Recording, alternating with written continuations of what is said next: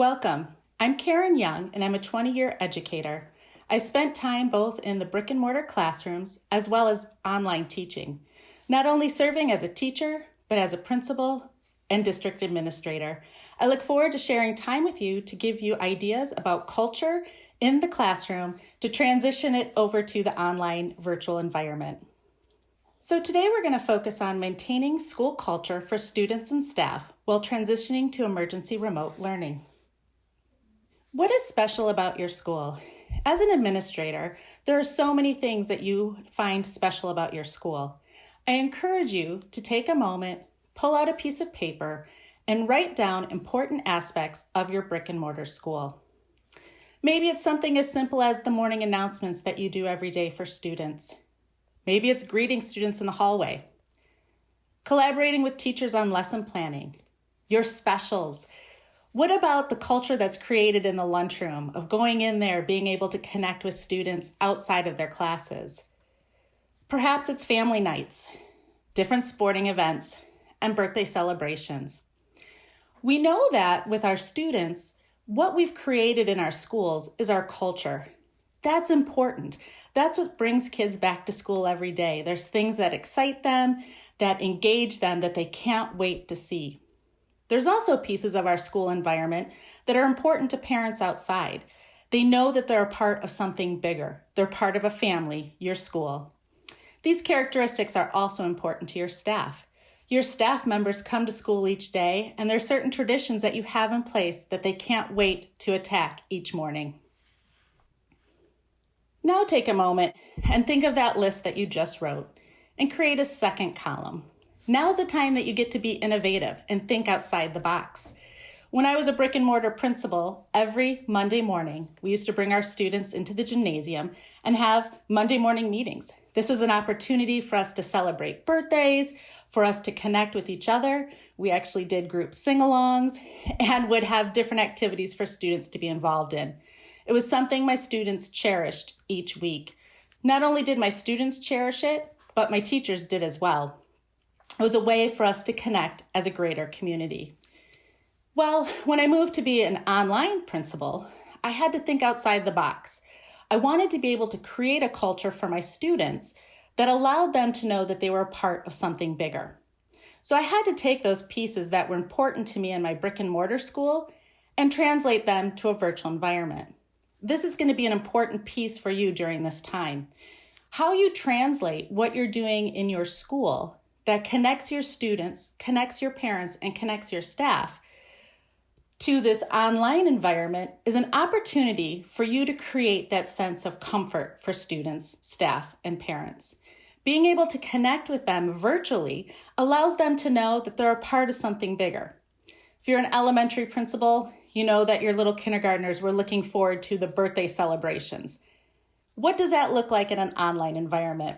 We have a lot of opportunity to be able to connect with YouTube or Zoom.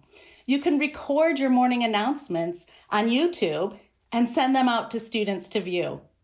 If you have a school-wide phone system, you can place recordings on those school-wide phone systems and send them out to students and families. Again, it connects with those students who may not have access to online to watch a video, and it allows them to know that they're important and they're a part of something bigger. Think about those students that are looking to connect that you always greet in the hallway. Can you set a list for 5 students a day to reach out and give them a phone call, to let them know that you're thinking about them and missing seeing them in the hallway?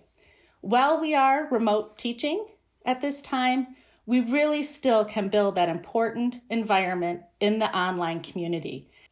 Take this opportunity to sit down, list out the important characteristics of your school, and think outside the box. The crazier, honestly, the better. Students are looking to connect with each other and to connect with you. This is your opportunity to do that. We know that not only students are looking for consistency and a culture of the school, but so is your staff. Your staff's experiencing a tremendous amount of transition during this time. Opportunities that you had placed in your school, that you had developed in your classrooms, or in the hallway, or during staff meetings are now missing. Teachers are at their homes Not only are they trying to encourage their own students in their classroom, but they're also working possibly with their own children. This is a time I'd like to give you a list of some do's to help you create some consistency for your teachers. If your district is anything like other districts are experiencing during this time, you're receiving a lot of communication on a daily basis.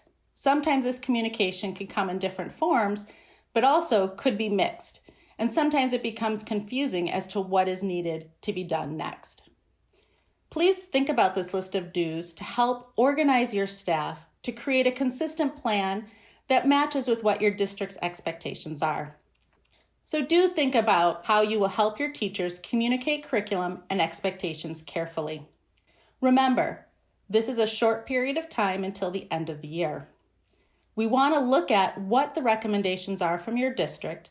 Are they asking that you review concepts, or are your teachers required to present new content? We want to take the time to really think about where we are taking our students. If we try to think too big, which is our second do, think small, this can confuse not only our teachers, but our students. The smaller that we can create our scope and sequence, the easier it's going to be to help translate these lessons or activities for students online. So for thinking small, what standards are your teachers planning in the next month? Take a moment and work with your teachers to lay that out. Just because we transition to online learning does not mean that we don't lesson plan or curriculum map moving forward. What it means is that we need to take a step back and refocus the rest of our year. So by thinking small and just the standards we want to teach for the next month, we can help organize our teachers around a very clear expectation and goal. When thinking small, think about how your teachers are going to assess the students. We know in emergency remote learning that your district may not be asking that teachers grade assignments because students may not have equal access. However, it's always important, even when putting enrichment activities together, to think about that end result. We still are getting valuable data from students who are able to participate in online learning, and it's important that we use that data to help inform our instruction still during this process. So have teachers think about that end result. What is that assessment going to look like? Maybe it's simply turning in the activities packet. If turning in the activities packet is the end result, what are the teachers expecting to see from that end result?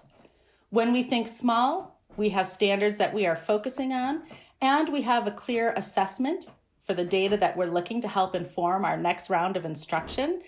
We are able to help connect our teachers to a common goal. We also are helping teachers shrink that frame of expectations into a very small area. This small area will allow them to focus and hopefully not feel so overwhelmed during this transition. Do have teachers develop a modified unit plan that lays out the knowledge needed to achieve the big assessment. So again, it can be easy to create activity packets or put together different links in a Google Classroom, but what is that information leading to? Make sure that you're helping teachers connect and find a larger picture that they're trying to focus on. Make sure that we're stepping back and we still are planning a unit. Are our activity packets going to connect through an addition and subtraction unit in math? Then we want to make sure that we have a clear process set in place so that our activities don't look like they're being pulled from one place and another, but they're laying out a clear progression for the teacher as well as the parents who are at home having to help their student. Do encourage teachers to limit online resources. It's really easy. There's a lot of resources out there available, and especially during this time, there are a ton of resources that are free. Providing students and parents unlimited amount of online resources can cause a lot of confusion. So make sure to encourage your teachers to keep that limit small so that students, again, are directed and focused on what the teacher is expecting them to learn or review during this time. So do help your teachers transfer their instructions into writing. Think about the days when we had to do scripted lesson plans. Maybe I was the only one that had to do them going through college, but the days where we had to really write out step by step by step exactly what we wanted students to do and exactly what we were going to say. That's important when we transition to online learning because we don't have the visual feedback from students. So much of our formative assessment that happens in the classroom happens from a visual aspect. Without that in place, we have to be very careful how we are providing instructions. It's really helpful to have teachers exchange their activity packets or their online instruction that they're going to be providing to students with each other prior. Have them read through somebody else's instructions and see if they can follow them. This feedback will be really important to help create a very clear roadmap for students and parents. We know during this time there's a lot going on in families, and if we have instructions that are not clear, that adds an additional layer of frustration and could add a lot more emails and phone calls to teachers and staff. When we have very clear instruction out, then we have the ability to really cut down on those questions that are coming in from families. Again, during this transition to emergency remote learning, we know that families are having difficulty schedule out a day. If you are an administrator of younger students, it's important to provide them some structure and some continuity. By providing a very general schedule to families, it will help them begin to structure their time at home. For older students, it can be very easy that now we're transitioning to a time of sleeping in late and staying up late. This transition can be difficult, again, because our days are looking the same from day to day. By providing older students in middle school and high school a clear schedule, you're allowing them to help structure their day, create some consistency of time that they can come in and truly do the work that you're asking them to do. Do think about your students who do not have access to the internet. Well, we'd love for everyone to have access. We know during this very quick transition, we still have many students at home without access. What are we asking them to do? Project-based learning is a perfect opportunity for students who don't have access to internet. Teachers can create very big, broad projects that students can do with the things that are in their house. They can investigate problems around their house, investigate problems in their neighborhood. And this opportunity really allows students to really use those critical thinking skills, even though they don't have access to the activities that you may be presenting online. Finally, do give yourself grace. You've been given a big task during an unprecedented time with possibly little to no training. Remember, any access to learning is significant. I hope you're able to take this time to step back, look at the culture of your school that you've taken so much time and effort to create, and are able to translate it to this virtual environment by thinking outside the box. Your students, your parents, and teachers will appreciate it, and you'll find comfort in the ability to be able to still immerse yourself in the culture of your school and connect with your staff and families.